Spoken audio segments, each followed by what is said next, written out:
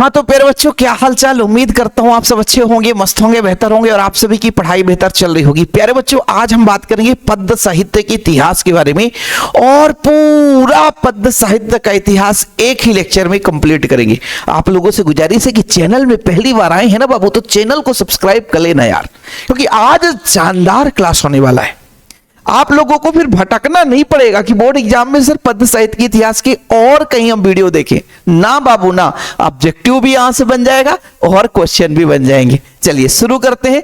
तो पद्य साहित्य के इतिहास को हमने बांटा है किसके आधार पर? आचार्य रामचंद्र शुक्ल के आधार पर। देखो, कई लोगों ने वर्गीकरण किया, लेकिन मान्यता जिसको मिल जाती है वही महान योद्धा है। जैसे तत्वों के बारे में बहुत सारे लोगों ने व्यवस्थित किया, लेकिन मेंडलीव की आवर्त सारणी है ना, इसके बाद आधुनिक आवर्त सारणी। अब आधुनिक आवर्त सारणी मान्यता प्राप्त हो गया तो उसी को हम मानेंगे। आगे चलकर कोई व्यक्ति ऐसा आएगा कि उसको और बढ़िया मॉडिफाई कर देगा तो फिर उसके आधार पर चलेगा। तो ये आचार्य रामचंद्र शुक्ल ने इनको 4 भागों में बांटा है। कैसे हम इसको याद करते हैं बच्चों? थोड़ा सा लॉजिक से बताते हैं। हम लोग हमेशा याद करते हैं ऐसे ट्रिक से 50-75 50-75। यदि ये आप लोगों को याद हो गया 50-75 बच्चों, कैसे याद हो गया 50-75?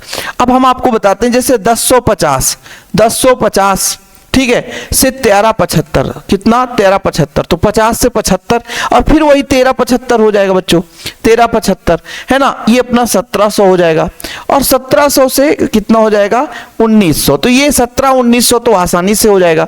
और 1900 से अब तक चला आ रहा है, 1900 से अब तक चला आ रहा है। इसको हम बोलते हैं बच्चों आधुनिक काल। आज के समय को हम आधुनिक काल कहते हैं।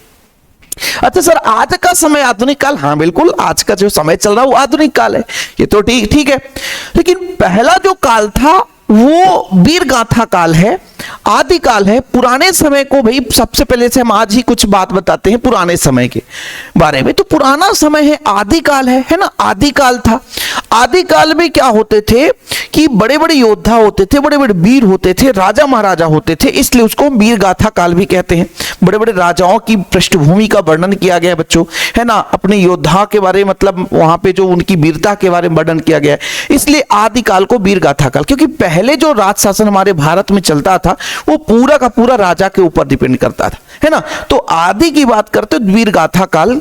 लेकिन उसके साथ साथ बच्चों जैसे जैसे आदि काल बीतता गया, थोड़ा सा समय आते गया, तो एक ऐसा युग आया जहां भक्ति की भावना बढ़ गई, तो भक्ति काल चलने लग गया। लेकिन वो भक्ति की भावना आज भी ओतप्रोत है, तो उसकी रीति आगे चढ़ी, तो भैया रीति काल आ गया। और रीति काल से आज का जो समय चल रहा है वो आधुनिक काल है। कितना बढ़िया लॉजिक से कि पुराने समय के समय को हम बोलेंगे आदि। आदि मतलब पुराना, ठीक है सर, आदि मतलब पुराना। और आदि काल को वीर गाथा काल क्यों कहा गया, क्यों कनेक्ट किया गया? क्योंकि वीर लोग ज्यादा थे, राजा महाराजा ज्यादा थे, गुणगान ज्यादा होती थी, तो वीर काल हो गया।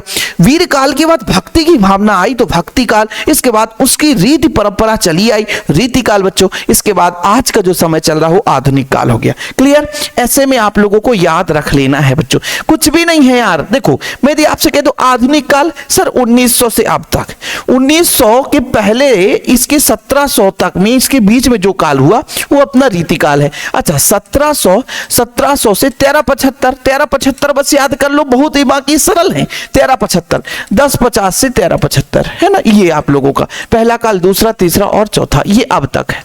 मजा आ गया कि नहीं? ये आप लोगों को। चलिए एक एक स्लाइड पर बात करेंगे बच्चों।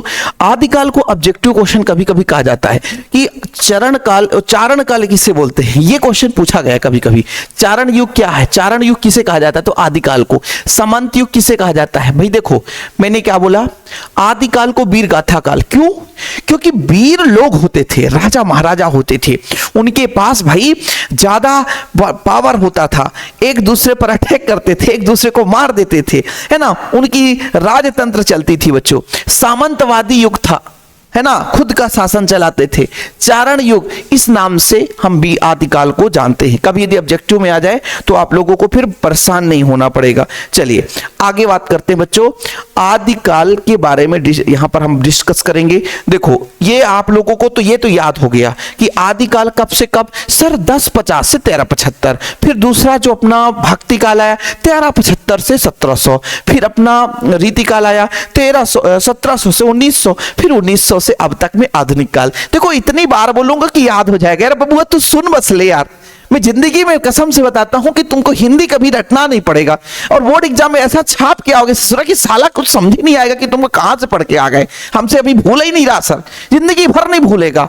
अब देखो बच्चा, इनकी विशेषताओं के बारे में वर्णन कर रहे हैं। वीर गाथा काल, अब आप बताओ यदि वीर गाथा काल है तो आप लोगों को रस को बताने की जरूरत नहीं पड़ेगी, आप बता दोगे कि इसमें वीर रस की भावना भर भर के जो कवि हुए होंगे वीर रस की प्रधानता रही होगी। तो इसमें मैं यदि मैं नहीं भी लिखा हूं लेकिन आप लोगों को बता देना है कि वीर रस की प्रधानता है।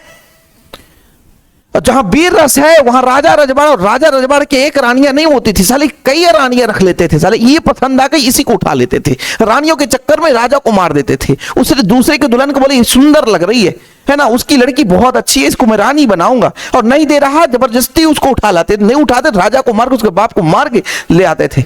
ये हाल होता था राजा रजवाड़ में। चढ़ाई पसंद आ गया उसका हम उठाएंगे, और नहीं उठाएंगे या तो जले जाएंगे या तो हम लेके आएंगे, ये होता था बबुआ, समझ रहे हो ना। तो भाई मैंने कहा ना, वीर गाथा काल, राजा महाराजा होते थे, बड़े सामंतवादी होते थे, और जो सोच लिए हाथ रख दिए उनका वो होना हो जाना था। तो वीर गाथा के साथ साथ वीर रस हो गई, है ना। अब भैया नायक नायिका का मिलन का बोध होगा तो वहां पे श्रृंगार रस होगा। मैंने आपको पढ़ाया श्रृंगार रस, कि जहां नायक और नायिका आपस में मिलते तो श्रृंगार रस होता है ना। तो भाई वीर भी रस हो गया और श्रृंगार रस, तो ये किसी के औकात नहीं है कि भूल जाए कभी। वीर भावना थी, श्रृंगार रस। अच्छा, युद्धों का सजीव चित्रण कितना बढ़िया है, याद हो जाएगा यार। मैंने राजा का कनेक्ट कर दिया ना कि राजा महाराजा होते थे, वो पसंद आ गया और नहीं देगा तू अपना सामान तो तेरे से युद्ध करूंगा, एक राजा दूसरे पर अटैक कर दे। युद्धों का सजीव चित्रण, और कितने विशेषता एग्जाम में पूछे जाते हैं, 2 विशेषता। 2 से 30 याद नहीं करना बबुआ, एग्जाम में 2 विशेषता। तो 2 विशेषता याद हो गया, युद्धों का सचित्र चित्रण है, और बच्चों वीर और श्रृंगार रस की भावना है। संकुचित राष्ट्रीयता, मतलब ज्यादा बड़े और सोच वाले नहीं रहते थे, वो अपने मतलब के साथ ही होते थे। अब थोड़ा सा डिटेल्स पढ़ लो इसके, कि वीर गाथा काल में कवियों ने युद्धों को आंखों देखा हाल, इतना सजीव वर्णन कदाचित संस्कृत साहित्य में भी नहीं मिलता। ये चारण कवि केवल मत्स्यजीवी ही नहीं, है ना, करवाल ग्राही भी थे, ये युद्ध भूमि में जाया करते थे, फलता इनका वर्णन अत्यंत विमग्रह सजीव है। कहने का तात्पर्य है बच्चों, युद्ध का सजीव चित्रण ये था कि वीर गाथा काल में जो कवि होते थे वो केवल घर बैठे नहीं लिखते थे, बल्कि युद्ध में भी जाया करते थे और वहां का आंखों देखा हाल अपने लेखन में लिखते थे। ठीक है, इसलिए युद्धों के बारे में सजीव चित्रण मिलता है उस समय के कवियों में, है ना। दूसरा वीर और श्रृंगार रस, है ना। इस वीर गाथाओं काल में वीर श्रृंगार रस का अद्भुत सम्मिश्रण है, वीर रस का सुंदर परिपाक हुआ है। इसमें आप लोग सुंदर तरीके से बता सकते हो कि वीर और श्रृंगार रस की भावना, मतलब आदिकाल के कवियों ने, है ना, राजाओं की वीरता के आधार पर और उनके नायक नायिका के प्रेम प्रसंग का वर्णन बहुत अच्छे तरीके से उकेरा है। इसका जरूरी नहीं कि ऐसा गाइड का लिखो, नहीं बाबू, नहीं नहीं नहीं नहीं नहीं नहीं, गाइड का मत लिखो ना, मैं बता रहा हूं ना, मैं अपने भाषा में समझा रहा हूं, ऐसे लिख देना बराबर नंबर मिले, किसी के बाप के औकात नहीं कि नंबर काट ले तेरा, भाई चिंता मत करना बबुआ, ये आप लोगों को याद हो गया होगा। ठीक है, कि आदिकाल में राजा महाराजा होते थे। हाँ सर, बढ़िया था। तो भाई राजा चित्र युद्ध करते थे तो युद्धों का वर्णन हो गया, और दूसरा वीर और श्रृंगार रस तो होगा ही, क्योंकि वीर थे, योद्धा थे, हम राजा हैं और योद्धा होंगे। और हम बताएं ना कि पसंद आ गई राजा ये दूसरे राजा की लड़की, उसी के साथ हम ब्याह विवाह प्रसंग बना लेंगे, तो श्रृंगार रस होगा ही होगा, है ना। संकुचित राष्ट्रीयता, भाई देखो, चारण कवियों ने केवल अपने आश्रयदाताओं का ही गुणगान किया, मतलब जो उस समय कवि होते थे तो सोचते थे कि राजा के रहेंगे और राजा से ही खानदान पैसा हम मिलेगा, उन्हीं का गुणगान करेंगे, तो ज्यादा बड़ा चौड़ा लंबा नहीं लिखते थे। आज के लोग जो अपने देश के प्रति, अपने देश भावना के प्रति, अपने देश को बचाने के लिए किसी राजा किसी नेता के विपक्ष में लिख सकते हैं, लेकिन पहले वो नहीं होते थे। भैया मारवा या देगा, पहले राजा ऐसा होता था कि यदि उसके खिलाफ तो कुछ बोला तो सीधे सर और धड़ अलग हो जाएगा बबुआ, तो पहले ऐसे होते थे राजा। तो भाई जो कवि भी होते थे तो केवल संकुचित राष्ट्रीयता पर वर्णन किए, मतलब ज्यादा डिटेल्स में नहीं गए, जिसका खाते थे उसी का गुणगान करते थे। चीजें क्लियर बच्चों, उम्मीद करता हूं अब आपको ये समझ में आ गया होगा, है ना। ठीक है, क्वेश्चन आया करता है कि वीर गाथा काल के 2 कवि के नाम और उनकी 2 रचनाएं, तो चंद बरदाई पृथ्वीराज रासो, है ना, और अमीर खुसरो का पहेलियां तथा गीत, ये आप लोगों को याद करना। कुछ फैक्ट आपको रटा दूंगा, है ना, जो कि यही क्लास में ही याद हो जाएगा, जैसे भी विशेषताएं क्लास में याद हो गया, कभी रटना नहीं पड़ेगा, और कुछ चीजें आपको घर में पढ़ना पड़ेगा। चंद बरदाई, पृथ्वीराज रासो, अमीर खुसरो की रचना पहेलियां तथा गीत है। ओके बच्चों, चलिए क्वेश्चन कैसे आता, आदिकाल को वीर गाथा काल क्यों कहते हैं? क्योंकि बहुत सारे राजा महाराजा हुआ करते थे, और भाई राजा महाराजाओं की वीर गाथा का वर्णन किया गया है, कवियों ने पूरा का पूरा सजीव चित्रण किया है बच्चों, है ना। तो इस युग के कवि चारण व भाट थे, है ना, कैसे थे, चारण व भाट थे, वो राजाश्रित थे, मतलब राजा पर आश्रित थे। अपने आश्रयदाता राजाओं के दरबार में रहते तथा वीरता पूर्ण रचनाएं लिखकर सैनिकों का उत्साह वर्धन करते थे, है ना, युद्ध क्षेत्र में भी जाते थे। इस तरह वीर रस पूर्ण काव्य की परंपरा चल पड़ी। वीरता पूर्वक काव्य समान प्रवृत्ति के कारण इस युग को वीरगाथा काल नाम दिया गया। अर्थात इस काल में जो काव्य ग्रंथ प्राप्त होता है बच्चों, वो प्राय वीरों की गाथाओं से संबंधित है, इसलिए आदिकाल को वीरगाथा काल नाम दिया गया। मतलब वीरगाथा काल के जो कवि थे वो कहां पर आश्रित थे, केवल केवल राजा के ऊपर आश्रित थे। राजा जो देता लेता था उसी से उनका पेट पालन चलता था। और भैया राजाओं के वीर गाथाओं के बारे में इसी कारण से ज्यादा वर्णन किया है। साथ में बच्चों राजाओं के साथ साथ वो मतलब जहां युद्ध होता था वहां भी जाते थे और युद्ध के बारे में लिखते थे, सैनिकों का उत्साह वर्धन करते थे। यानी कुल मिलाकर के इस काल के कवियों ने राजाओं के वीरता के बारे में, सैनिकों की वीरता के बारे में भर भर के वर्णन किया बच्चों। इस कारण से इस काल को हम वीरगाथा काल कहते हैं। अगला बच्चों हमारा भक्ति काल आ जाता है। हमने कहा ना कि 1050 से 1375, 1050 से 1375, 1050 से 1375, 1050 से 1375, इसके बाद 1375 से बच्चों अपना 1375 से 1700, सही है, 1375 से अपना भक्ति काल आ गया बच्चों। क्या आ गया, भक्ति। अब भक्ति भावना होगा। भक्ति मतलब राम जी की भक्ति, कृष्ण जी की भक्ति, बिना मूर्ति का भी भक्ति होगा, मूर्ति बात पर भी भक्ति होगा। तो दो प्रकार से भक्ति होगा, है ना।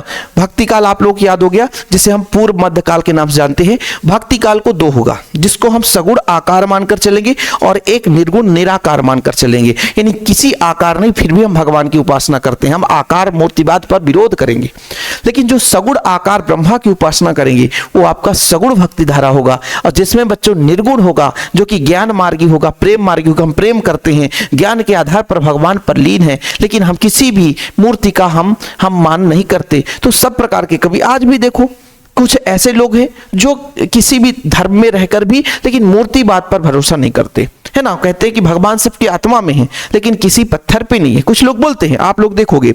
और कुछ लोग कहते हैं कि पत्थर में ही सब कुछ है ना। कुछ लोगों, मैंने एक तो डिबेट में देखा कि एक मतलब कोई वक्ता बोल रहा था कि एकमात्र भारत देश है जहां पे पत्थर पे जान डाली जाती है। तो दूसरे वक्ता ने कहा कभी कभी सैनिकों के शहीद होने पर भी जान डाल दो, तब हम जाने। तो एक दूसरे अपनी अपनी अभिव्यक्ति है।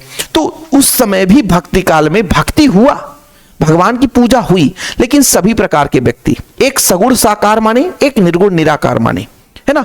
दोनों चीज पर बात करेंगे। तो भक्ति काल को दो, एक अपना निर्गुण भक्ति धारा हो जाएगा बच्चों, और दूसरा सगुण भक्ति धारा। निर्गुण में, निर्गुण का मतलब ज्ञान के आधार पर, प्रेम के आधार पर। लेकिन बच्चों सगुण में यानी मतलब एक साकार मान करके, आकार मान करके जिसकी उपासना की गई, राम भक्ति शाखा कृष्ण, जो राम के बारे में ज्यादा वर्णन किए, जो राम से संबंधित कई प्रकार के ग्रंथों की रचना हुई, तो राम भक्ति शाखा कहलाई बच्चों, कृष्ण भक्ति शाखा। ये क्वेश्चन कभी इससे पूछा नहीं जाता, लेकिन आपको जानना जरूरी है। क्वेश्चन कैसे पूछे जाएंगे हम डिटेल में बात करेंगे बच्चों। पहले आप लोग लो भक्ति काल की प्रमुख विशेषता। ठीक है, देखो बच्चों, 2-3 आप लोग लिखोगे, बहुत आसान है। भक्ति काल में तो ये सबको पता है कि भक्ति भावना है, नहीं भगवान पर लीन होंगे, है ना। अधिकांश कवियों ने भक्ति से संबंधित भगवान श्री राम और श्री कृष्ण जी के चरित्र का वर्णन किया है। लेकिन 2-3 लाइन आप लोग बहुत आसानी से लिख सकते हो बच्चों। पहला है भक्ति काल के साहित्य में भक्ति भावना की प्रधानता। कितना बढ़िया, बिल्कुल होगा। यानी भक्ति काल का जो अपना साहित्य है बच्चों, उसमें भक्ति भावना की प्रधानता है। क्यों, कौन सी भावना है, भक्ति भावना। ठीक है। दूसरा, ईश्वर के सगुण और निर्गुण रूपों का मान्यता प्राप्त है। क्योंकि भक्ति काल को 2 भागों में बांटा है। सगुण यानी सीधा आकार, यानी सीधा ब्रह्मा की आकार मानकर, यानी अपना, और एक निर्गुण हो गया जिसको हम आकार नहीं लेते हैं, यानी मूर्ति को हम नहीं मानते हैं, हमसे प्रेम करते हैं, भगवान होते हैं लेकिन मूर्तिवाद का विरोध करते हैं। तो भैया सगुण साकार और निर्गुण निराकार, तो कहीं ना कहीं दोनों प्रकार, निर्गुण और सगुण दोनों की मान्यता प्राप्त हुई है।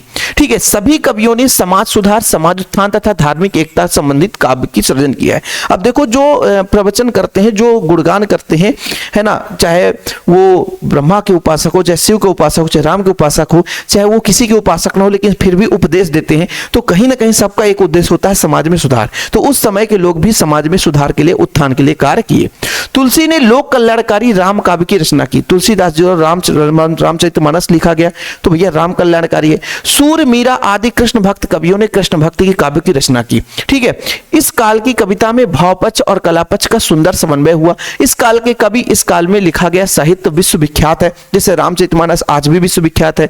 वाल्मीकि, राम भक्ति शाखा की प्रमुख ऋषि तुलसीदास है तथा कृष्ण भक्ति शाखा के प्रमुख कवि सूरदास है। ये भक्ति काल की प्रमुख विशेषता। यहां से 2 नंबर क्वेश्चन आता है, सर कितने विशेषताएं? अरे भैया 2-4 विशेषताएं याद हो जाएगा। भक्ति काल की विशेषता में भक्तिभाव की प्रधानता है, ये तो कोई भी बता सकता है कि सर भक्ति भाव की प्रधानता है। ठीक है, सगुण और निर्गुण दोनों की मान्यता प्राप्त हुई है, ये भी सही है ना। अधिकांश कवियों ने समाज उत्थान के बारे में कार्य किया, ये भी सही है ना। श्री राम भक्ति शाखा के अंतर्गत आने वाले व्यक्ति जो महान व्यक्ति वो तुलसीदास है ना, और कृष्ण भक्ति शाखा के अंदर मीराबाई और सूरदास है ना। इस समय के जो कवियों ने अपने काव्य संग्रह में भावपक्ष कलापक्ष को बहुत अच्छे तरीके से उकेरा है।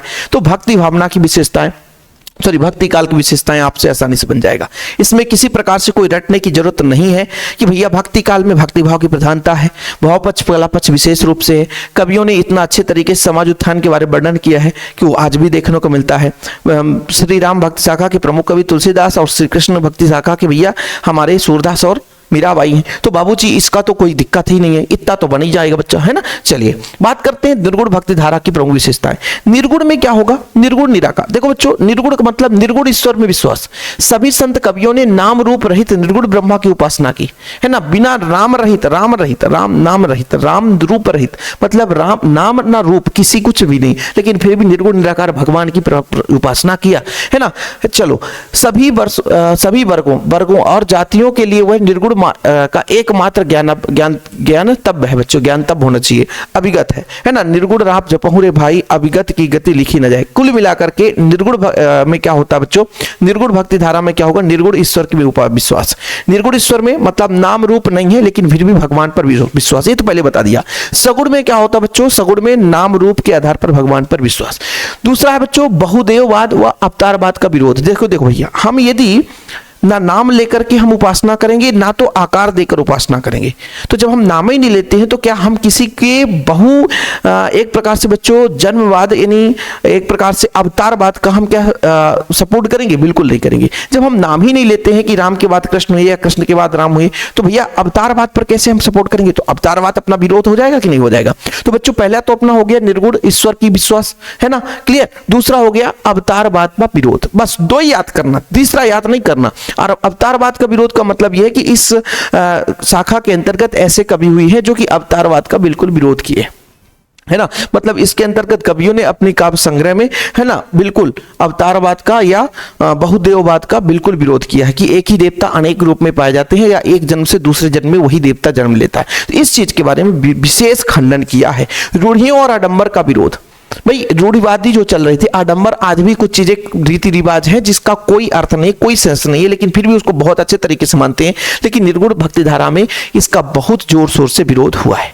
तो क्लियर है बच्चों, बन जाएगा। पहला है अपना निर्गुण भक्ति धारा के अंदर निर्गुण ईश्वर पर विश्वास, है ना, यानी नाम रूप पे कोई भरोसा नहीं। दूसरा अवतारवाद का विरोध किया, भैया अवतार में हमें कोई भरोसा नहीं, अवतार होता है नहीं होता इससे मतलब नहीं है, हमें सिर्फ निर्गुण ब्रह्मा की उपासना किया, है ना। रूढ़ियों और आडंबर, जो समाज में प्रचलित रूढ़ियों और आडंबर थे, उनका विरोध किया गया। लेकिन जैसे बच्चों अपन यहां पर बात करते हैं निर्गुण भक्ति धारा के भेद है बच्चों, ज्ञानाश्रय शाखा, प्रेमाश्रय शाखा। ज्यादा इसमें डिटेल में नहीं चलना है ना। ज्ञानाश्रय जो ज्ञान के आधार पर, जैसे कबीर हो गए, है ना, नानक दास हो गए। हाँ, ये क्वेश्चन आता है, कबीर की रचना बीजक, ये ऑब्जेक्टिव में क्वेश्चन पूछा जाता है। निर्गुण भक्ति ज्ञानाश्रय, ज्ञान के आधार पर, और प्रेमाश्रय यानी प्रेम के आधार पर मलिक मोहम्मद जायसी, इसकी पद्मावत रचना है। कई बार क्वेश्चन पूछा गया, पद्मावत किसकी रचना है? मलिक मोहम्मद जायसी। मलिक मोहम्मद, पद्मावत किसकी रचना? मलिक मोहम्मद जायसी। क्वेश्चन पूछता बच्चों, है ना। बीजक किसकी रचना है? कबीरदास की। तो कबीरदास ज्ञानाश्रय ज्ञान के आधार पर रचना किए, और प्रेम के आधार पर रचना करने वाले हैं जो मलिक मोहम्मद जायसी। ओके, फैक्ट की बात बताता हूं, ज्यादा कुछ पढ़ना भी नहीं है, वो चीज पढ़ना जो एग्जाम में है, बाकी छोड़ देना है। सगुण भक्ति धारा, सगुण भक्ति धारा, इस भक्ति धारा के अंतर्गत कवि ने सगुण ईश्वर की उपासना की, यानी नाम रूप धारी, यानी नाम भी है रूप भी है, ऐसे भगवान की उपासना की गई है जहां नाम भी है और रूप भी है। श्री कृष्ण जी का जन्म हुआ, श्री कृष्ण जी का अवतार हुआ और उनके अवतार होने के पास उनका नाम हुआ और उनका आकार भी है। इस आधार पर भगवान की उपासना की गई, पूजा की गई बच्चों। सगुण भक्ति धारा भी दो भाग है, एक कृष्ण भक्ति धारा और एक राम भक्ति। मतलब जो कभी श्री कृष्ण को आराध्य मानकर कभी मतलब अपने रचनाओं को लिखा, वो अपने कृष्ण भक्ति शाखा के अंतर्गत, जैसे सूरदास है, मीराबाई है। लेकिन बच्चों श्री रामचरितमानस जैसे लिखना अपना तुलसीदास जी है ना, अग्रदास है, नाभादास है, ये ऐसे कवि हैं जो श्री राम को अपना आदर्श मानकर राम के आधार पर है ना ललित वर्णन, प्रेम प्रसंग का वर्णन किया है। वो अपना बच्चों किसके अंतर्गत आता है? राम भक्ति शाखा के अंतर्गत। तो सगुण भक्ति शाखा, सगुण भक्ति धारा के अंतर्गत क्या होता बच्चों कि निर्गुण निराकार नहीं मानते, नाम रूप आकार मानकर ईश्वर की उपासना करते हैं, वो अपना सगुण भक्ति धारा कहलाता है। ठीक, चलिए ज्यादा डिटेल्स में नहीं जाते, जो एग्जाम में पूछा जाता है उस पर हम बात करते हैं। सगुण भक्ति धारा के अपने जो कवि हैं यदि पूछ दिया जाए बच्चों, तो जैसे मीराबाई है ना, सूरदास है, अपने तुलसीदास जी है। रामचरितमानस किसने लिखा? तुलसीदास ने लिखा। सूरदास का सूर सागर, सूर सारावली, गीतावली, दोहावली, कवितावली, आप लोगों को पता, साहित्य लहरी, ये आप लोगों ने पढ़ा होगा। चलिए सगुण भक्ति धारा की विशेषताएं। अब निर्गुण भक्ति धारा की विशेषता आपने पढ़ लिया तो सगुण उसका उल्टा हो जाएगा। निर्गुण में हमने पढ़ा कि निर्गुण आकार की उपासना, मतलब निर्गुण यानी नाम रूप के विपरीत, मतलब वहां पे बच्चों यानी नाम रूप के विपरीत उपासना की गई, यानी सगुण मतलब निर्गुण ब्रह्मा की उपासना की गई। लेकिन यहां पर बच्चों सगुण यानी सगुण ब्रह्मा की उपासना होगी, यानी नाम रूप युक्त ईश्वर की उपासना का वर्णन मिलता है। अवतारवाद का विश्वास, जैसे अपना निर्गुण में अवतारवाद का विरोध किया गया, यानी अवतारवाद यानी भगवान एक रूप से दूसरे रूप में जन्म नहीं लेते हैं। लेकिन यहाँ पर बच्चों बोले वो श्री कृष्ण थे, फिर श्री राम का जन्म हो गया है ना। ये त्रेता में राम हुए, द्वापर में श्याम, मतलब पहले राम हुए फिर द्वापर में श्याम हो गए। तो अवतारवाद को बढ़ावा दिया गया। और बच्चों फिर लीला गान है ना, भगवान की ज्ञान महिमा है ना, इसके बाद बच्चों नाम महिमा, अधिक से अधिक भक्ति का महत्व, इसमें ज्यादा वर्णन मिलता है। तो सगुण भक्ति धारा का आसानी से बता सकते हो कि भाई आप लोग ऐसा भी लिख सकते हो कि श्रृंगार रस की भावना। आप लोग विशेषता में जरूरी नहीं रहता कि बिल्कुल 2 कॉपी किताब का, कुछ अपने से भी लिख सकते हो। प्रेम प्रसंग का वर्णन है, क्योंकि भाई भगवान का वर्णन हो रहा है तो मतलब नायक नायिका के मिलन का होगा, राधा रानी का प्रयोग होगा ही, श्री कृष्ण और सीता का, तो भैया श्रृंगार रस की भावना भर भर होगी, प्रेम प्रसंग का वर्णन है ना। और फिर आप लोग सगुण ब्रह्मा की उपासना, अवतारवाद का विश्वास, ये चीज आप फिर इसका डिटेल्स भी बहुत रट्टा नहीं है, आप लोग स्क्रीनशॉट मारो और इसको लिख लो। चलो आगे बढ़ते हैं अपन। सूरदास का सूर सागर, सूर सालावली, साहित्य लहरी आपने पढ़ा। तुलसीदास का रामचरितमानस, कवितावली, दोहावली, ठीक है ठीक है। तुलसीदास का बच्चों कवितावली, दोहावली है ना, और सूरदास का सूर सागर, सूर सालावली है ना, ये 2 आप लोग याद कर लेना। चलिए आगे बात करते हैं बच्चों। अपना जो अगला आता है खंड रीतिकाल।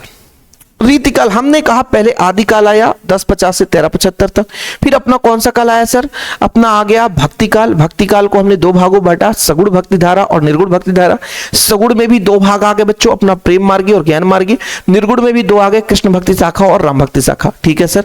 इसके बाद हमारा पहुंच गया 1700, 1700 1900, वो अपना रीतिकाल, यानी भैया पुरानी चीजों को बढ़ाते बढ़ाते रीति समय में आ गए। इसकी कितने विशेषताएं आती है सर? तो 2 विशेषताएं आती है। रीतिकाल मतलब पुरानी रीति रिवाज को भी चले आएंगे, भक्ति भाव होगा तो श्रृंगार की प्रधानता होगी। तो यहां पर भी आप लिख सकते हो भैया अलंकार श्रृंगार शब्द है, भक्त भावना की नीति होगी। देखो बहुत रट्टा नहीं मारना, तरीका लगाना है कि पहले आदिकाल था, फिर अपना बिरगाथा काल के बाद आया भक्ति काल। तो भक्ति काल अचानक तो समाप्त नहीं हो जाएगा, यानी भक्ति काल का भी कुछ ना कुछ इसमें गुण है। तो भक्ति भावना की प्रधानता होगी, अलंकार और रस छंदों का प्रयोग होगा, बिल्कुल होगा। तो 2 ऐसे ही बन गया है ना। पहला हो गया बच्चों आचार्यत्व प्रदर्शन का प्रवृत्ति, श्रृंगार प्रियता, अलंकार प्रियता, भक्ति की नीति, ब्रज भाषा का प्रधानता। कितना बढ़िया है। आप लोग यदि 2 भी तैयार कर लेते हो तो 2 से तीसरा क्वेश्चन पूछा गया नहीं भैया। 2 विशेषता से ज्यादा तीसरी विशेषता कभी पूछी नहीं जाती है।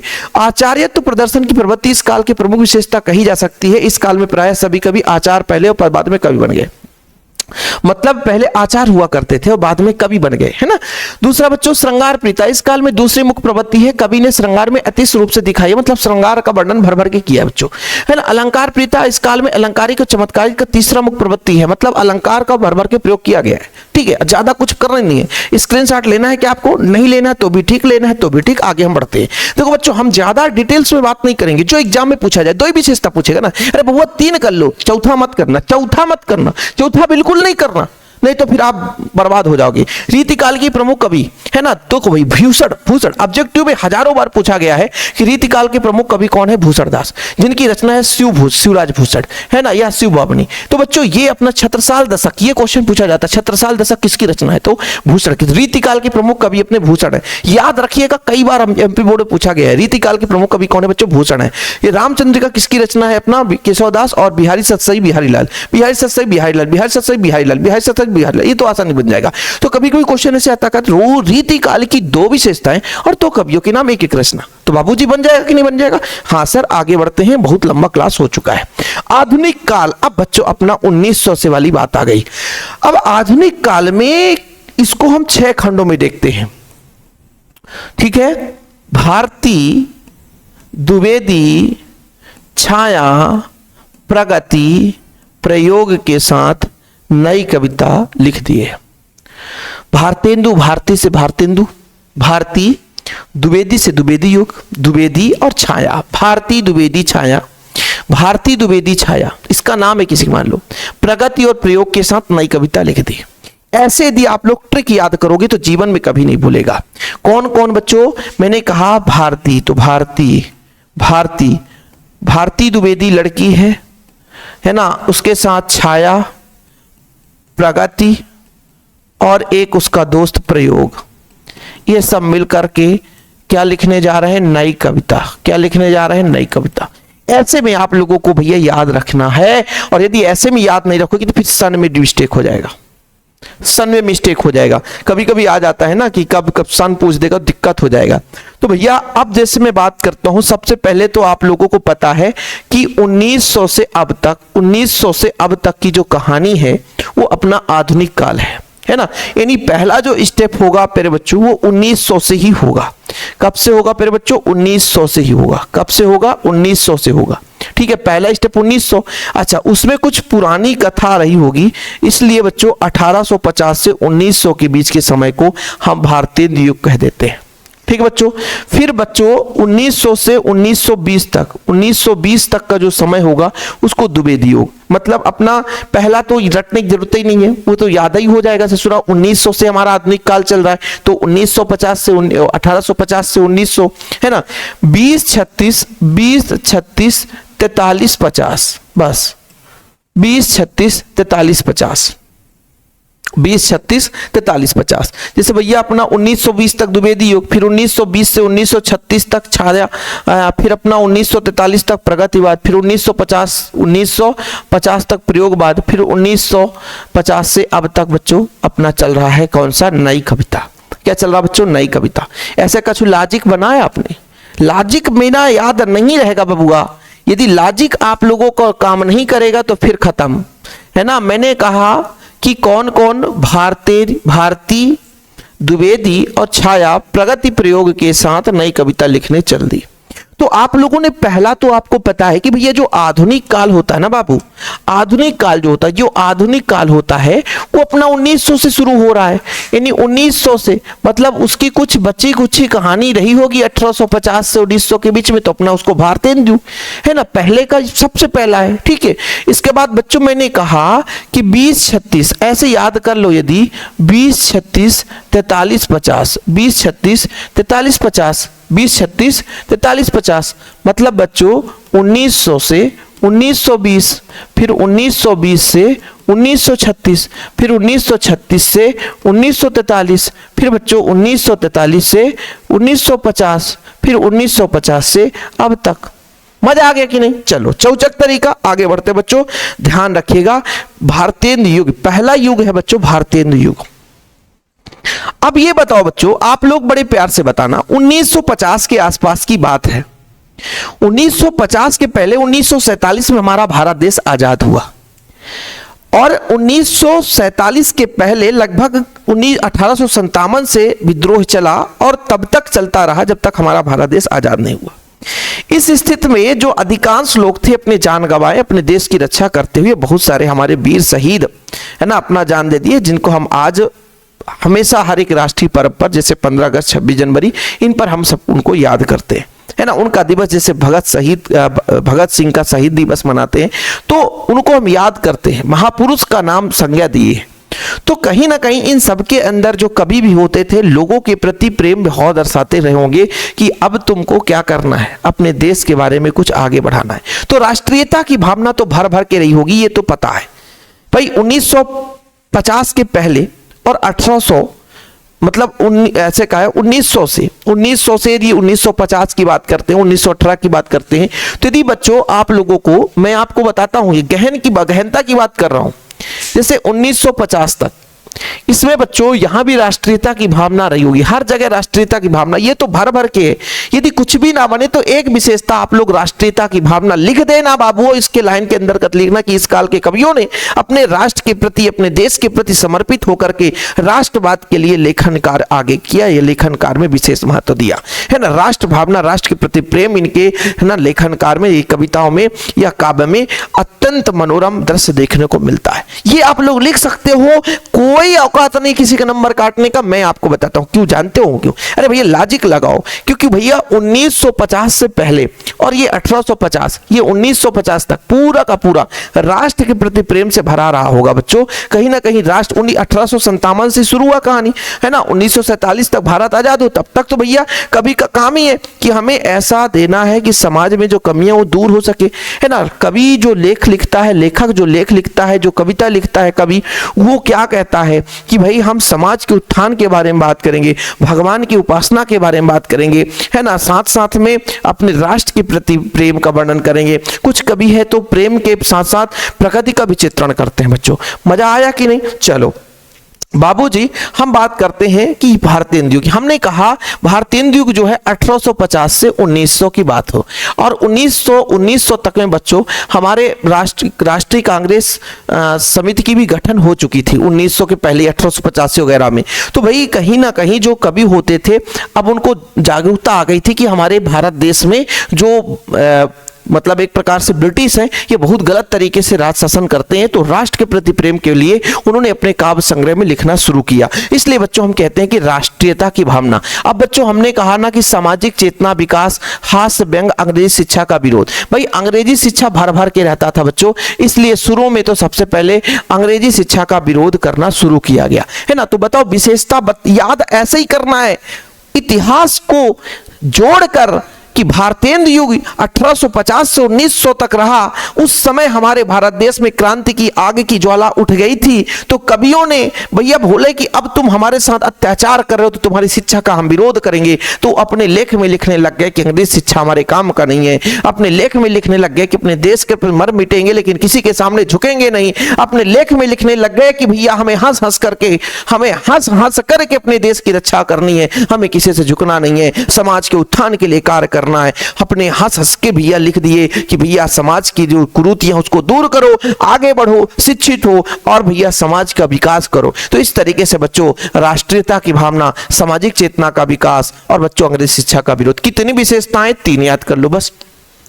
इस युग के कवियों ने देश प्रेम की रचनाओं के माध्यम से जनमानस तक राष्ट्रीय भावना का बीज रोपण किया, राष्ट्रीय भावना का बीज रोपण किया। क्योंकि भैया अपने कविता के माध्यम से लोगों तक अपना जो ज्ञान है पहुंचाएंगे, अपने लेखन के माध्यम से ही, समाचार पत्र के माध्यम से लोगों तक पहुंचाएंगे ताकि राष्ट्र के प्रति, देश के प्रति प्रेम का भाव उत्पन्न हो, है ना। सामाजिक चेतना का विकास, सामाजिक चेतना का मतलब है कि समाज में जो अंधविश्वास है, समाज में जो कुरीतियां हैं उनको दूर करने के लिए कवियों ने भी इस प्रकार से बल दिया। अंग्रेजी शिक्षा का विरोध, भारतीय कवियों ने अंग्रेजी भाषा का, अंग्रेजी शिक्षा का प्रसार पर विरोध किया। भैया देखो वो चाहते थे कि हमारी शिक्षा अंग्रेजी माध्यम में ज्यादा हो, लोग पढ़े ना, और जब लोग पढ़ेंगे नहीं तो दिक्कत होगी, है ना। क्या दिक्कत होगी? लोग विरोध नहीं करेंगे बच्चों। चीजें क्लियर? अच्छा, इसके 2 कवियों का नाम, 2 कवियों का नाम बच्चों, एक पहला भारतेंदु हरिश्चंद्र लिख लेना, प्रेम सरोवर, है ना बच्चों, और एक आप याद रख लो इसके कवि का नाम बद्रीनारायण चौधरी, जो भी आपको याद करना। ये आप लोगों को कवियों के नाम आप लोग लिस्ट बनाओ, है ना। इसका ट्रिक मैंने अभी नहीं बनाया बच्चों, लेकिन आगामी समय में कहोगे तो ट्रिक मिल जाएगी। लेकिन भारतेंदु हरिश्चंद्र का प्रेम सरोवर याद कर लेना। पहुंचते हैं बच्चों अगला हम युग में, द्विवेदी युग में। अब 1900 से हमने क्या बोला कि भारतीय द्विवेदी छाया, भारती द्विवेदी छाया, भारती और द्विवेदी और छाया ये तीनों गई प्रगति प्रयोग के साथ मिलकर नई कविता लिखने। तो द्विवेदी युग आ गया बच्चों 1900 से 1920, 20, 36, 43। मैंने कहा कि 20, 36, 43 मैंने क्या याद कराया कि भैया एक तो 1850 से 1900 तक आ गया है ना, 1900 तक आ गया, फिर 1920 तक आएगा बच्चों दूसरा खंड, फिर तीसरा खंड आएगा 1900 है ना 36 तक, फिर चौथा 1943 तक, फिर पांचवा बच्चों 1950 तक, फिर छठा 1950 से आज तक। तो इस तरीके से तो ये जो दूसरा युग आया बच्चों वो द्विवेदी युग आया। ठीक है, देखो बच्चों प्रगति अपना भारतेंदु युग जो था वो सबसे पहला युग था, इसलिए देश के प्रति अपना बच्चों युक्ति देखने को मिलेगा। अब देखो देश के प्रति प्रेम तो देशभक्ति कहलाता है, यानी देश के भक्ति भाव के भाई ज्यादा ज्यादा जैसे जैसे आगे समय बढ़ता 1857 की क्रांति के बाद जैसे जैसे समय आगे देश के प्रति प्रेम आने लग गया कि नहीं आना भैया। राष्ट्रीयता की भावना देखो भाई भारतेंदु के कभी राष्ट्र के बारे में राष्ट्रीयता के बारे में भाव जागृत किया तो लोगों के अंदर आ गया कि हमारा देश ही सर्वोपरि है, हमारे अंदर देश ही सर्वोपरि है ना। और भैया बोला गया पहले अपने भारतेंदु युग में क्या बोला गया, अंधविश्वास रूढ़वादी पर सामाजिक चेतना का विकास किया गया। तो भैया यहाँ पर बिल्कुल अंधविश्वास का विरोध करने लग गए कि यह अंधविश्वास बिल्कुल फर्जी है, हमें सही तरीके से सही रास्ते पर चलना है। प्राकृतिक चित्रण मतलब प्रकृति के बारे में थोड़ा सा चित्रण किया गया बच्चों, और खड़ी बोली की परिष्ठ रचना, मतलब तीन आप लोगों को पता हो गया। तुलना कर लेना, भारतीय युग में हमने क्या बताया, राष्ट्रीयता की भावना, सामाजिक चेतना का विकास, अंग्रेजी शिक्षा का विरोध। और जैसे अगले द्विवेदी युग में पहुंचे तो बोले भैया राष्ट्रीयता की भावना हो गई, अब देशभक्ति यानी देश के प्रति प्रेम हमारा जागृत हो गया है। देश के प्रति अंधविश्वास की बात की जा रही थी, हम अंधविश्वास बिल्कुल विरोध करेंगे, अंधविश्वास होता ही नहीं है, खत्म कहानी, सब कुछ फर्जी है। और भैया उन्होंने कहा कि प्रकृति भी हमें कुछ सीख देती है, तो प्रकृति चित्रण का भी वर्णन किया गया है। ऐसे बच्चों आप लोग को तीन विशेषता याद कर लेना है। तो आप लोग प्रगतिवाद और द्विवेदी युग, सॉरी भारतेंदु युग और द्विवेदी युग, ये दो की आप लोगों को विशेषताएं याद हो गया होगा। पहले मैंने कहा राष्ट्रीयता सामाजिक चेतना का विकास, वो दो बता दिया। अंग्रेजी शिक्षा का विरोध, ये अपना बच्चों प्रयोग किसका हो गया, भारतेंदु हरिश्चंद्र। फिर द्विवेदी युग, भारतेंदु हरिश्चंद्र नहीं भारतेंदु युग की बात कर रहा था। फिर द्विवेदी युग मैंने कहा राष्ट्रीयता की भावना, तो देश के प्रति प्रेम आ गया, तो देशभक्ति की भावना आ गई। वहां पर बच्चों सामाजिक चेतना का विकास, अंधविश्वास का विरोध किया गया, तो बिल्कुल यहाँ पर भर भर के अंधविश्वास का विरोध किया गया। बच्चों खड़ी बोली के साथ साथ प्रकृति चित्रण, प्रकृति के बारे में वर्णन कर दिया गया। ठीक है, आप लोग इसका स्क्रीनशॉट ले सकते हो, इसको आप अपनी भाषा में लिख सकते हो, कोई दिक्कत नहीं। जैसे देशभक्ति लिखा है ना कि द्विवेदी युग के कवियों ने देश भर में देश व्यापक ऐसे ही कविताओं की रचना की, लोगों के मन में देश के प्रति प्रेम, देश के प्रति स्नेह, देश के प्रति सजगता के लिए विशेष स्थान दिया है, लोगों के प्रति देश के प्रति है ना, लोगों में जो है देश के प्रति भाव उत्पन्न के लिए महत्वपूर्ण योगदान अदा किया है। अंधविश्वास तथा रूढ़वाद में इस समय समाज में बहुत ज्यादा अंधविश्वास था, लेकिन कवियों के माध्यम से अंधविश्वास के लिए बहुत बढ़ चढ़ करके विरोध किया गया बच्चों। ठीक है, चलिए आगे आपको लिखना बच्चों इनकी दो कवि और इनके रचना। दो कवि में अपना मैथिली शरण गुप्त है ना, पंचवटी साकेत, कई बार क्वेश्चन पूछा बच्चों, यशोधरा आपका सिलेबस ही है, मैथिली शरण गुप्त है ना, और माखनलाल चतुर, हिम किरीटनी, हिम तरंगड़ी। क्वेश्चन आता है द्विवेदी युग की दो कवि के नाम और उनकी रचना, तो ये आप लोगों का होमवर्क है। अगले काल पर पहुंच चलते हैं छायावाद। ये क्वेश्चन बहुत ही भर भर के आता, क्वेश्चन बहुत ही महत्वपूर्ण है बच्चों। ठीक है, आचार्य रामचंद्र शुक्ल का कहना है कि बंगला में प्रतीकात्मक अध्यात्मवादी रचनाओं को छायावाद कहा गया था, उसी के अनुकरण पर हिंदी में प्रचलित ऐसी रचना को छायावाद कहा जाने लगा। आचार्य इस दुलारे वाजपेयी के अनुसार मानव अथवा प्रकृति की सूक्ष्म किंतु व्यापक व्यक्त सौंदर्य के आध्यात्मिक छायावाद है। क्या है बच्चों, छायावाद है। क्या बोला है, मानव तथा प्रकृति के सूक्ष्म किंतु व्यक्त सौंदर्य के आध्यात्मिक छाया, यानी मानव और प्रकृति के आधार पर सूक्ष्म रूप से उसके सौंदर्य का अध्ययन करना ही छायावाद है ना। मतलब कुल मिलाकर के मानव की जो प्रकृति है, मानव का गुण है, या प्राकृतिक चीजों में उसको सूक्ष्म रूप से उसके सार का अध्ययन करना बच्चों छायावाद है। ये क्वेश्चन पूछा गया था लगभग 2024 में आया था, छायावाद किसे कहते हैं। इसको आप लोगों को समझना नहीं है, इसको आप लोगों को लिखना है, उसको याद करना पड़ेगा बच्चों। यहां पर आप लोगों को छायावाद की विशेषताएं के बारे में बात करेंगे। ठीक है, देखो बच्चों आप लोगों को दो तो आप लोगों को याद ही हो गया यार, भारतेंदु युग और द्विवेदी युग। भारतेंदु युग में बताया राष्ट्रीयता की भावना है ना, सामाजिक चेतना का विकास, और फिर मैंने आपको बताया स्कूल शिक्षा का मतलब अंग्रेजी शिक्षा का विरोध। फिर दूसरे नंबर में आया कि देश प्रेम हो गया, आडंबरवादी है ना, जो अपना अंधविश्वास था उसका विरोध किया गया बच्चों। प्रकृति चित्रण का वर्णन किया गया। छायावाद में भी आ गए हम प्रकृति चित्रण। प्रगत चित्रण आसानी से हो गया बच्चों। स्थूल के प्रति सूक्ष्म का विद्रोह, व्यक्तिवाद की प्रधानता। अब लोग धीरे धीरे धीरे धीरे धीरे बोले भैया व्यक्तिवाद यानी अपनापन का वर्णन करने लग गए, है ना। प्रगत चित्रण बच्चों प्रेम एवं सौंदर्य का चित्रण। ये 4 विशेषताएं, इसे आप स्क्रीनशॉट कर लो। छायावाद का विशेषता बहुत पूछा जाता है। स्थूल के प्रति सूक्ष्म विद्रोह बच्चों यानी थोड़ा कह करके बहुत बड़ा अर्थ समझा देना, स्थूल के प्रति सूक्ष्म विद्रोह कहलाता है। व्यक्तिवाद की प्रधानता मतलब छायावाद की कविता मूलतः व्यक्तिवाद की कविता है, जिसमें कवि ने अपने ही नियमों अनुभव का सुख दुख को अभिव्यंजना की है, वर्णन की है। मतलब अपने ही जीवन के आधार पर जो सुख दुख का अनुभव हुआ, दुख वर्णन किया बच्चों छायावाद के अंदर। प्रकृति चित्रण यानी प्रकृति से क्या प्रेम मिलता है, प्रकृति से हमें क्या सीख मिलता है, प्रकृति का है ना बच्चों अपने जीवन में किस तरीके से हम उसका है ना तुलनात्मक रूप से अध्ययन कर सकते हैं, इन सब का चित्रण इस काल के कवियों के द्वारा किया गया है।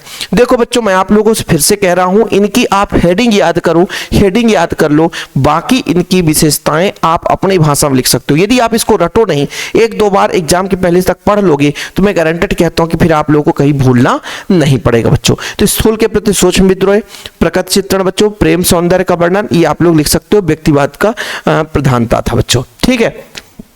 हाँ बाबू, इनके आधार पर इनकी रचनाएं, इनके आधार पर इनकी रचनाएं, इनके आधार पर इनकी रचनाएं। और रचना यहां से आप लोगों से क्वेश्चन पूछा जाता है कि जयशंकर प्रसाद, कामायनी लहर आंसू झरना, है ना, सुमित्रानंद बीड़ा पल्लव गुंजन, सूर्यकांत त्रिफणिल परिमल गीतिका नामिका, महादेव बर्मन रश्मि निहार नीरजा।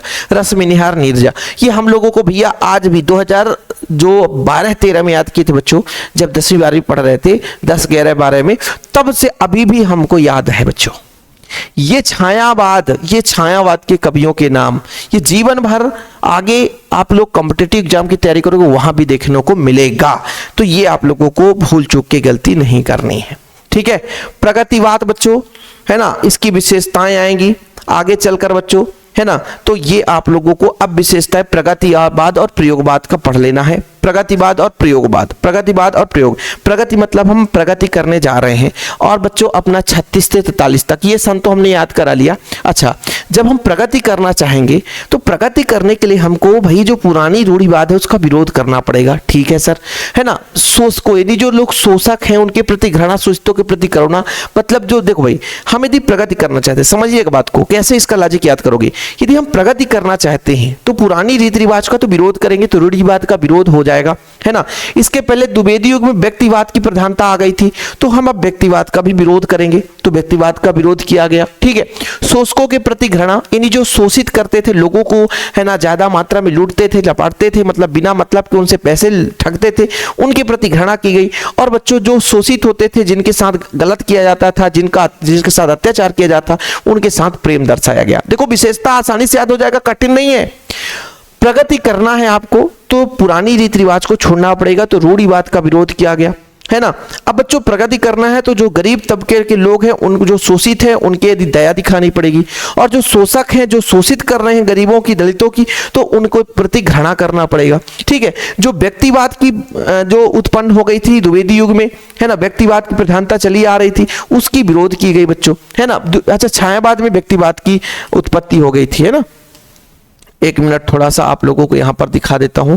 व्यक्तिवाद की प्रधानता छायावाद में आने लग गई थी, है ना, व्यक्तिवाद की प्रधानता छायावाद में आने लग गई थी, तो इसको हम हटाएंगे। क्यों? क्योंकि हमको प्रगति करना है। इसका नाम ही ऐसा लिखा गया कि प्रगति करना फिर प्रयोग करना है। यदि प्रगति करना है तो हमको रूढ़िवादिकता का विरोध करना पड़ेगा, पुरानी कुरीतियों का विरोध करना पड़ेगा बच्चों, है ना। साथ साथ में जो शोषित है उनके लिए दया, और जो शोषक है जो शोषण करते हैं उनके प्रति घृणा होना चाहिए। ये आप लोगों को मन में बिठा लेना है, तो आप लोगों को कभी उनकी विशेषताएं याद मतलब भूलेगा नहीं बच्चों, कभी भी उनकी विशेषताएं भूलेगा नहीं, कभी भी नहीं भूलेगा। प्रगतिवाद नहीं, प्रगति करना है तो भैया जो हमारी पनपती हुई छायावाद में व्यक्तिवाद की प्रधानता आ गई थी उसको हटाएंगे, तो व्यक्तिवाद की विरोध किया गया। रूढ़िवादिता चली आई है उसका हम विरोध करेंगे। जो शोषक हैं जो शोषण कर रहे हैं उसका विरोध करेंगे। साथ में बच्चों जो शोषित हैं उन पर दया करेंगे। तो ये आप लोगों को विशेषता लिख लेना है, स्क्रीनशॉट ले लो, बाकी इसको आप अपने भाषा में लिख लेना कि प्रगति पूंजीवाद में मुख्य विशेषता है कि पूंजीवाद व्यवस्था शोषण को जन्म देती थी, सामाजिक विषमता को पैदा करती थी। यानी जो कवि होते थे उन्होंने बताया कि भैया क्या बताया कि भाई शोषणों के प्रति, यानी जो पूंजीवाद लोग हैं वो क्या करते हैं, शोषण करते हैं। यदि उनके प्रति, उनके लिए क्या होना चाहिए भैया, उनके प्रति घृणा होनी चाहिए। रूढ़िवाद का विरोध, यानी पुरानी कट्टर नीति जो थी उसका विरोध किया गया, है ना। खूनी क्रांति का विश्वास, आप मत याद करना। व्यक्तिवाद के विरुद्ध विद्रोह हुआ बच्चों, यानी व्यक्तिवाद की छायावादी कवियों में व्यक्तिवाद की प्रधानता चली आ रही थी, लेकिन इस काल के कवियों के द्वारा इसका घोर विरोध किया गया। नारी मुक्ति का स्वर, है ना, क्योंकि भैया नारी मुक्ति का स्वर यहीं से शुरू हुआ। प्रगतिवाद, क्योंकि प्रगति करना है तो नारी को बराबर सम्मान देना होगा बच्चों, ठीक। अच्छा, इसके बाद बच्चों इसका यदि आप दो कवियों के नाम, तो सूर्यकांत त्रिपाठी निराला, कुकुरमुत्ता बेला, है ना, सुमित्रन वंदनमत कुंजन कुंजन गुंजन गुंजन, याद रखना। रामधारी सिंह दिनकर कुरुक्षेत्र, रामधारी सिंह दिनकर कुरुक्षेत्र। दो रचनाएं याद करना बस, दो कवियों के नाम। इसमें बच्चों आप लोगों को मैंने बोला कि प्रयोगवाद, अब प्रयोग करना बच्चों, प्रयोग करना है, प्रयोग करना। अब प्रयोग हो गया है ना, तो बच्चों इसमें दो हैं आप लोगों के लिए, घोर अहंकारी अहंनिष्ठ व्यक्तिवाद और नग्न यथार्थवाद। तो ये आप लोग स्क्रीनशॉट ले लो, इसमें अब अपन समय नहीं व्यतीत करेंगे। अब बच्चों यदि दो प्रयोगवाद हैं और इसी को नई कविता में लिख लेना, इसको यदि आप प्रयोगवाद में पढ़ रहे हो तो इसी को नई कविता में लिख लेना बच्चों। धर्मवीर भारती का अंधा युग, देखना बच्चों आप लोग नई कविता में भी देखोगे धर्मवीर भारती का अंधा युग, यानी जो अंधा युग है वो धर्मवीर भारती का है, और बच्चों वो नई कविता के अंतर्गत भी आता है, और प्रयोगवाद मतलब ये कवि दोनों के अंतर्गत आते हैं। भवानी प्रसाद मिश्र, गीत फरोश दोनों के अंतर्गत आते हैं बच्चों। नई कविता में बच्चों आप लोग देखो नई चीजों, नई सोच के बारे में बात करेंगे तो भाई आधुनिकता पर विशेष ध्यान दिया जाएगा। नई कविता की बात करेंगे जब हम, तो भैया जब नई चीजों का सब कुछ नया करना चाहते हैं तो भाई आधुनिकता का अभिव्यक्ति, आधुनिकता की अभिव्यक्ति, है ना। और बच्चों बौद्धिकता, बौद्धिकता का मतलब है बुद्धि के विकास पर कार्य किया गया, ठीक है। जब भाई आधुनिक, जैसे आज के डेट में सब कुछ कंप्यूटरीकरण हो गया है, मतलब कंप्यूटर का जमाना आ गया है, तो जब नई चीजें, सारी चीज आ गई बच्चों, तो आधुनिकता की अभिव्यक्ति, है ना, अभिव्यक्ति मिल गई है कि आधुनिकता में जितना आप लोग, है ना, विचार विमर्श, प्रसार, खोज, तकनीक, इन सब चीजों पर विशेष बल दिया गया। बौद्धिकता पर दिया गया कि भैया हमारा विचार ऐसा होना चाहिए कि लोगों के मानसिक तनाव ना हो, बल्कि मानसिक जो है वो बुद्धि का विकास हो, ठीक है। तो ये आप लोगों को ऐसे में याद रखना कि नई कविता में नई सोच के लिए हम बात करेंगे तो आधुनिकता की अभिव्यक्ति और बौद्धिकता आ जाएगी।